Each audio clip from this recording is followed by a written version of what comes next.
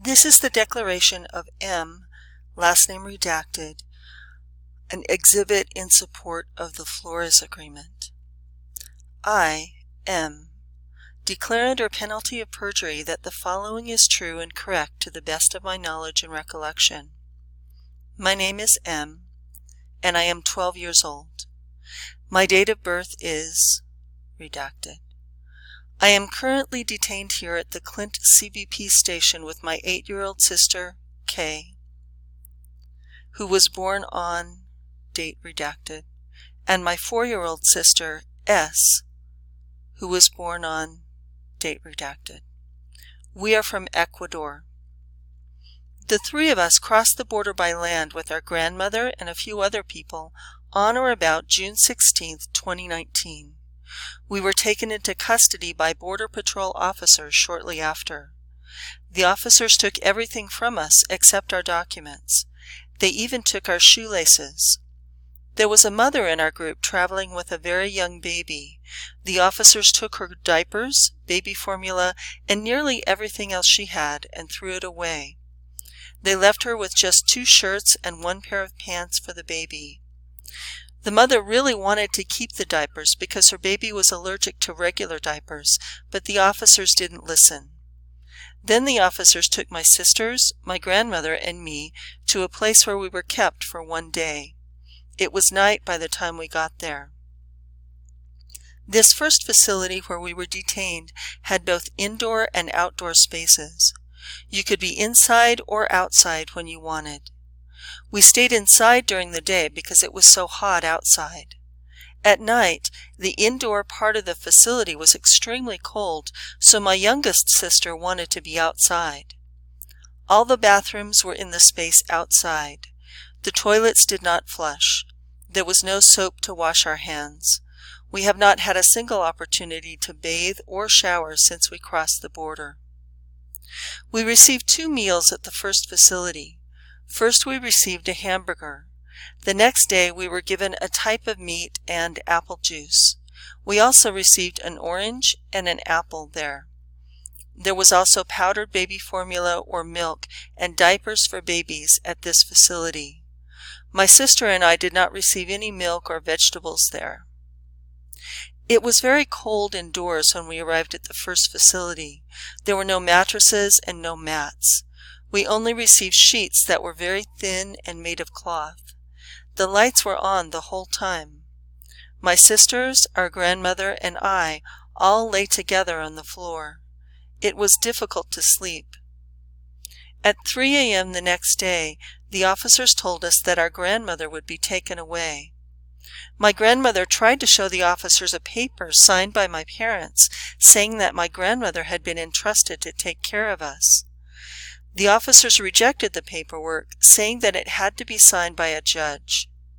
Then the officers took my dear grandmother away. We have not seen her since that moment. I felt extremely sad when they separated us from our grandmother, and I still feel sad that we are apart. Thinking about this makes me cry at times. The officers didn't give us any information about how we could reunite with our grandmother. My sisters are still upset because they love her so much and want to be with her. Every night they cry for our grandmother and our mother. Later in the morning, my sisters and I were taken to the Clint station, where we have been held for 2 days so far. I'm in a room with my sisters and many other girls. There are mats for me and my sisters, but they are quite hard. Many of the girls in my room have been there at least 8 to 10 days. There have also been little boys in our room. They have been there for shorter amounts of time, about 2 to 3 days. There are children in my room who are older and younger than me. My little sister is the youngest one there. There are many young children there who don't have siblings to help care for them. It is a very sad situation. I am always hungry here and wish I had more food. My sisters are hungry too. The staff here feed us 3 times a day. For breakfast, we get sweetened oatmeal and different types of juice. For lunch, we receive food that can be cooked quickly. They cook the soup for 3 minutes and give it to us with a cookie. Then for dinner, we get burritos. The burritos here are different from the kinds we used to buy in Mexico. Here, all of the burritos have only beans and pico. We are used to eating burritos with meat. Everyone here is hungry because there is not sufficient food. I've never asked for more food here because everyone here is just allowed to get one tray of food. I've talked with the other girls here and asked them if we can get more food. Basically, the answer is no, but you can trade parts of your meals with the other girls to try to get more of the food you like. It's difficult to care for my sisters here. It's hard because they are very hungry and they don't like the food here. I also do not like the food here. There are limited times for the girls to go outside, and there are limited times for the boys to go outside. My youngest sister is used to playing outside all the time when she wants to, so for her it has been especially hard to not be able to go outside. When we go outside, my sisters try to play with the ball and run around, but it's a very small space. There is not enough room for all the kids to play. The water here is horrible. It tastes like chlorine. We can use cups to drink the water, but the water tastes awful and I don't like it at all. None of the kids here like the water. The officials here are very bad to us. During the night when we're trying to sleep, they come in and wake us up, yelling and scaring us. Sometimes children rise up in the night and officials yell at them to lay back down. The guards who are yelling don't speak much Spanish, so it's hard to understand what they're saying. My sisters and I are very scared when they yell at us and the other children. There are a lot of girls at this place with the flu. There's a big room that's filled with the children that have the flu. There are a lot of big mosquitoes here, and maybe that is the reason why so many children have the flu here. Neither my sisters nor I have seen a doctor since we crossed the border. We saw doctors come to the Clint facility, but they only met with the kids who were already sick. One kid was here for 7 days and got sick and has now been here for a very long time. There is a girl here from El Salvador and a boy from Guatemala who have been here for almost a month. They both got infections in their lungs and have had to stay here. They cannot be released because they need to take pills for a month. Since crossing the border, we have not had any opportunity to bathe. We have not had the opportunity to brush our teeth. We haven't had an opportunity to wash our clothes here either. Our mother and father live in Massachusetts. My father has been here for about 4 years, and my mother has been here for about 2 years. I have other family members like aunts and uncles in Massachusetts. My sisters and I would like to be released to our parents. Yesterday an officer told us that it would be 2 to 3 days until we were reunited with our mother.